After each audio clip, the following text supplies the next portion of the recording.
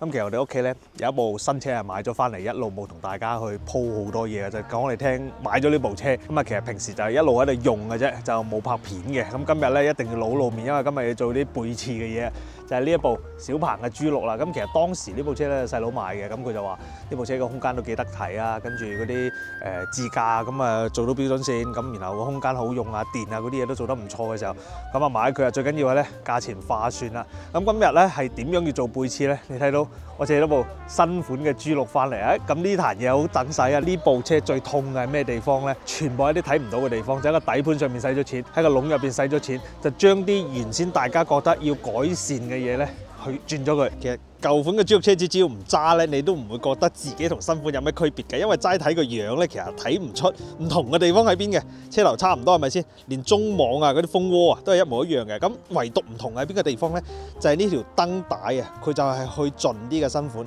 咁舊款呢一度咧，其實係啱好嚟到個燈角呢個位就冇㗎啦。咁所以大家差嘅地方咧，其實就喺呢度嘅啫。咁所以唔講唔知道係嘛？一睇都仲係差唔多樣。係嘛？就係嗰種 feel 啦。咁但係實際唔同個點喺邊度咧？就喺個尾嗰度嘅。咁個尾咧有兩個比較明顯嘅變化點咧，就係咧，你睇下呢一組尾翼啊，有線條嘅。咁呢一個咧，其實係做平咗嘅。咁然後咧，反而佢將個尾翼擠咗呢度，有個鴨尾喺度喎。咁如果係舊款嘅話咧，咁呢個位咧係做得 smooth 啲嘅。嗱，你諗下，去到嗰度就有個鴨尾啦。然後喺車尾呢個位咧，你會見到個褪車燈呢度咧。呢度係兩眼啦，呢度係一眼嘅，咁就係呢度可以睇到新舊款嘅區別。除此之外咧，其實個樣係睇唔出差別嘅，所以樣咧係對舊款 G6 車主最大嘅安慰。好，咁啊例牌都要俾你睇下原本 G6 係咩樣嘅。咁其實依家嚟睇呢個籠咧，我覺得都冇乜問題，就係黑色可能沉底啲啫。但係你話個門板唔靚仔嘛，唔會。其實新舊係風格唔一樣嘅啫，咁啊所以呢啲位置咧使用習慣同新款一樣嘅。嗱，咁你睇到咧，而家嗰款嘅 G6咧，其實佢呢個儀錶咧係冚喺個錶台度做一體嘅。其實依家嚟睇都好四正嘅，出風口係電動風位嚟嘅。其實後邊睇到嘅就係咧，呢個門板嘅設計唔同啦，但係你話空間咧，其實兩款咧係一樣嘅，所以空間啲上面咧冇話新款佔優勢嘅，只係換咗唔同嘅設計啫。主要係撐呢個位，但係想講一句，呢度都仲係好好睇嘅。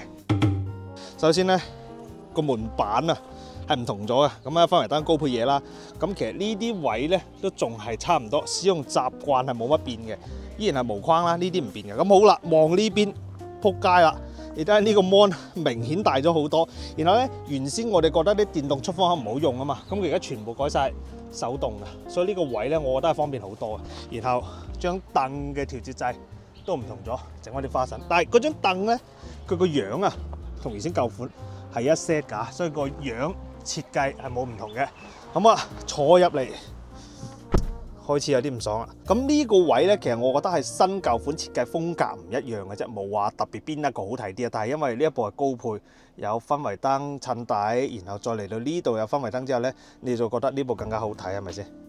嗱，呢個就係新款嘅 feel，mon 係大咗嘅，然後咧呢啲位置咧，因為用咗呢一隻綠色啦，哇，靚仔好多，四正嘅。